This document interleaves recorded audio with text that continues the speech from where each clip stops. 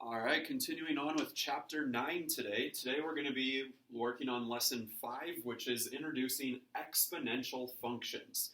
We're going to be learning how to graph exponential functions today. So first of all, an exponential function is a function that's defined by an equation of the form, I'll write it a little bit bigger here, y equals a to the x power, where a must be greater than 0 and a cannot equal 1. So, when we do our exponential functions, when we're graphing them, you see we've got our x and our y there, so eventually we're going to end up with an ordered pair with our x and y terms that we can put onto a graph. Now again, the only rules here, a has to be greater than 0 and it cannot be equal to 1. So it's going to be a fraction, decimal, or a whole number greater than 1. So, you can use values of x to find ordered pairs that satisfy an exponential function. Then, you can use the ordered pairs to graph the function. So we'll just take a quick look at their couple of examples here, and then we'll do a couple examples on our own. So looking at this, what you're going to do, anytime you're graphing these exponential functions, you're always going to use 5 values for your x. You're going to set up a table. This is unlike graphing quadratic functions where we had to do the axis of symmetry, find the vertex, then plug those points in. For today, all you have to do is make your table. Again, you're going to use the same 5 points on every graph. For x, you're going to plug in -2, -1, 0, 1, and 2. So in this case, we're graphing the function y equals 3 to the x power. So to find our y values, for our y value when x is -2, we're just plugging -2 in for x. So we would go 3 to the -2nd power. Whatever you get is your y value that you would then plot that point -2, 1/9. And then you would go ahead and graph those points. And from there, just connect them and it'll make your graph. Now, it's not a linear equation. It's not a straight line with a slope. It's also not a parabola that curves and has that axis of symmetry. It's going to decrease or increase at an exponential rate, which we'll get into that a little bit more in just a minute. So, let's go ahead and do a few examples together here. This first one, graph the function y equals 0.3 to the x power. Now they tell us to do a few different things once we've graphed it. State the y-intercept, then use the graph to determine the approximate value of 0.3 to the -1.5 power, and use a calculator to confirm that value. So again, the first thing we always want to do when we graph it, we're going to set up our table of values, and we are going to use -2, -1, 0, 1, and 2. So then we're just going to take our calculator, and for -2, we're plugging -2 in for x, so we're going to go 0.3 to the -2nd power. Now again, on your calculators, you normally have a squared button, but for today's lesson, we're raising them to more powers than just the second power. So just a quick reminder here, if we're doing this first one, 0.3 to the -2nd power, you're going to go here on your calculator, plug in 0.3, then to raise to a power, we've got this up arrow, which is called the caret. And you're not using the up arrow over here on the directional pad. You're using this one right, if you've got a graphing calculator, it's right above the divide sign, again called the caret, and then you would put -2 for the -2nd power, hit enter, and it gives us our value there. Now if you don't have a graphing calculator, if you've got a calculator like this one, you can still do this. Again, you would go 0.3, then you would find that caret button, same button, just in a different place. Again, we're going to the -2nd power, still gives us that same value of 11.1. So when x is -2, y is 11.1. Then when x is negative 1, so 0.3 to the negative first power, we get 3.3. Now the 0th power. Anytime you're graphing these, you never have to plug in the 0th power on your calculator. Any number to the 0th power is always 1.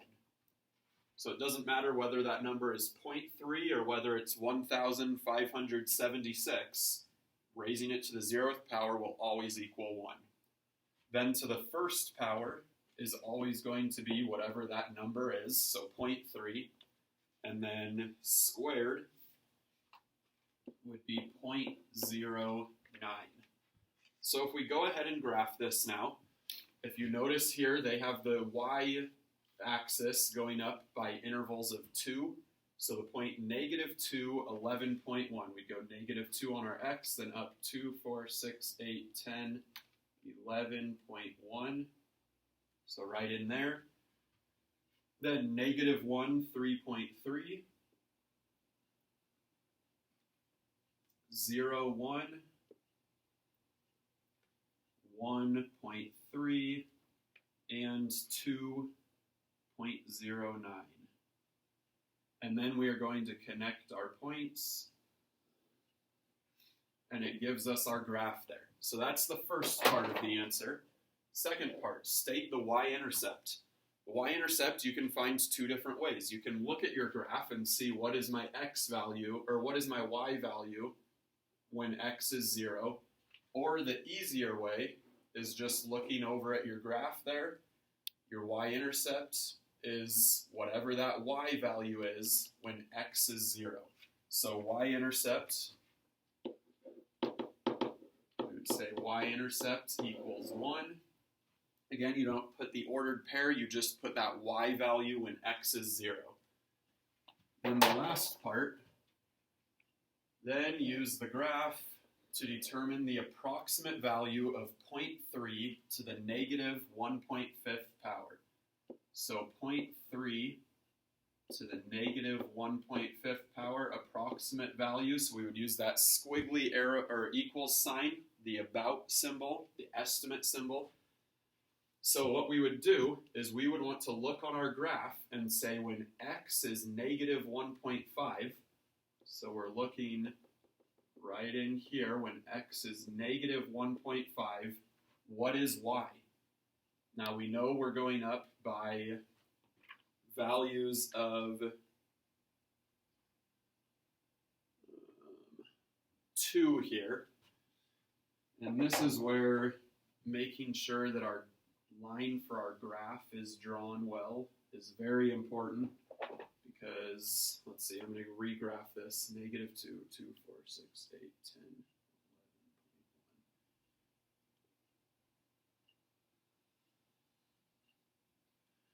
There we go. Again, very important that you're as close to exact as possible on your graph, because before I just kind of drew it in there. It wasn't a very good line, didn't actually hit my points, and I was pretty far off from where I needed to be for this value. But here, I want to see when x is -1.5, what is y? Well, we're approximating it, we're estimating it, so I'm looking in this point right here, which would be up 2, 4, 6. And then let's use our calculator to see, again, confirm the value. Let's see how close we were. So on our calculator, when we go 3 to the -1.5 power, 0.3 to the -1.5 power, that would help. I get 6.09. So my approximation, based on what I had on the graph, was very close to the actual value. So those would be the 3 parts to my answer there. Again, make sure you read the directions carefully to see everything you need to do. First part was the graph. Second part was stating that y-intercept. And then the third part to my solution was had really two answers to that third part, using the graph to determine the approximate value, and then using a calculator to confirm that value. Now, as we move down to these examples, we don't have to do that last part. Here, the instructions just say graph the function and state the y-intercept. So for this first one, again, first thing you always want to do is make that table of values. We're always using -2, -1, 0, 1, and 2 for x. And then let's go ahead and plug them in. So first we want to go 3 to the -2nd power. Then here, we're not just doing 3 to the -2nd. Once we've done that, we have to add 1 to that value. So our y value would be 1.1. Now to the -1st would be 1.3. To the 0th, again, 3 to the 0th power is 1, plus 1 would be 2. To the 1st power, 3 to the 1st would be 3, plus 1 is 4. And then squared, 3 squared is 9, plus 1 would give me 10. So now if I go ahead and graph these points, I've got a point at -2, 1.1, a point at -1, 1.3, 0, 2, 1, 4, and 2, 10. 2, 4, 6, 8, 10. Go ahead and graph my line there. And then again, they want the y-intercept. Y-intercept is going to be whatever the y value is when x is 0. So in this case, it would be 2. So we would have our graph and our y-intercept right there. Let's do one more of these. Let's go ahead and go with number 3 here. So again, set up my table of values. -2, -1, 0, 1, and 2. Now here, on your calculator, we could go 0.3 to whatever power we're using, but that would give us that approximate value. So what I'm going to do is, just like they have the 1/3 in parentheses there, for my 1/3 to the -2nd power. Again, you can do this no matter which calculator you're using, as long as it has that parentheses function. So here you see I've got my open parentheses, so I'm going to do that, then 1 divided by 3, and then I'm going to close my parentheses. Then I'll raise that to the -2nd power. So I've got 1/3 to the -2nd power, which gives me 9. Then I need to add 1, which gives me a value of 10. Now 1/3 to the -1st power is 3, plus 1 is 4. 1/3 to the 0th is 1, plus 1 is 2. 1/3 to the 1st power is 1/3, plus 1 would be 1 1/3, or 1.3. And then squared would give me 1/3 squared plus 1 would give me 1.1. So now I'm going to graph those points. -2, 2, 4, 6, 8, 10. -1, 4. 0, 2. 1, 1.3. And 2, 1.1. I've got my line. I need to give my y-intercept, which again, when x is 0, y is 2. So my y-intercept would be 2. So now, on our next slide, still continuing on with exponential functions, now we're going to learn about identifying exponential behavior. So as it says here, it's sometimes useful to know if a set of data is exponential. One way to tell is to observe the shape of the graph. Another way is to observe the pattern in the set of data. So I'm going to go over both of those methods that we just mentioned. The first method is by looking at a graph. So if we were given this data and we put it on a graph, we would be able to tell whether or not it's exponential by looking at this on this graph the graph shows rapidly decreasing values of y as x increases. This is characteristic of exponential behavior. So again, we don't have a constant rate of change. We don't have a slope to give us a straight line. We don't have a line that curves down and then starts going back up again. As it says here, as x is increasing, or it could be as x is decreasing, the values of y are rapidly decreasing, which is a characteristic of exponential behavior. So that's what you would look for if you're looking at a graph. If you're looking at just the data, the table, you want to look for a pattern. And what that pattern is going to look like is you want to look at the domain values, which will always be our x values, and you want to see whether or not they increase or decrease by a regular interval. So here, our domain values, our x values, are increasing by that regular value of 2. Then you want to look at your range values, or your y values, and you want to tell whether they have a common factor. So in this case, we don't want them to go down by the same number every time, so we don't want to say like we subtract 3 or we add 5 every time. We want to tell whether they have a common factor, meaning are we multiplying or dividing by the same number to get from each number to the next. Now here, we're either dividing by 2 or multiplying by 1/2. So multiply by 1/2, multiply by 1/2 again. We're constantly multiplying by 1/2 as we get from one range value to the next.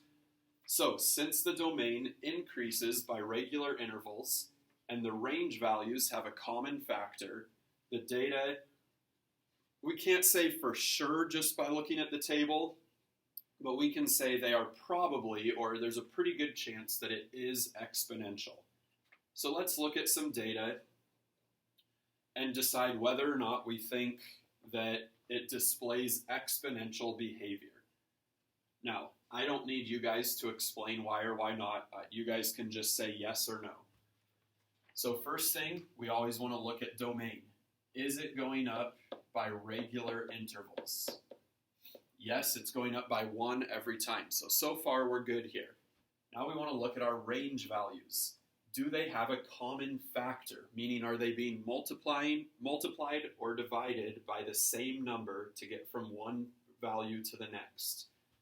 Here we're increasing by a common factor of 5 every time, or a common, that regular interval. So this one, we would say, no, this does not display exponential behavior, because we're adding the same number in our range values, not multiplying or dividing. Number 2, looking at our domain values, we are increasing by that regular interval. Then our range values, to get from 3 to 9, we could add 6, but 9 to 27, we're not adding 6. We could multiply by 3, and that gets us from one value to the next. So we would say, yes, this is displaying exponential behavior, because our domain values are increasing by that regular interval, and our range values have that common factor of 3. They're being multiplied by 3. Number 3, looking at our domain values, it's going up by 2 every time. Our range values are being divided by 2 or multiplied by 1/2 every time. So yes, that does display exponential behavior. Here we're going up by 1 every time. Our y value is staying the same. So no, because if we were to graph that, there wouldn't be a rapidly increasing or decreasing of the y values. Number 5, our x values are going up by a constant interval of 5. Our y values are being divided by 2 every time, so yes. And number 6, constant interval of 1. Then we are multiplying by 1/3 to get from one value to the next. So yes, that does display exponential behavior. So there's your lesson or your homework for today. Pretty short assignment. Just remember, again, you're just working on graphing those exponential functions and then working on being able to look at a graph or a set of data and determine whether or not it shows exponential behavior. Second to last assignment today, or second to last new lesson today. Tomorrow, Friday, you guys will be getting one more lesson. Remember, this is a 2-through week, so be expecting that lesson on Friday. This one is due on Friday. And just like I've been saying, make sure you're finishing the year strong and getting prepared for that final and going into it with the strongest grade possible.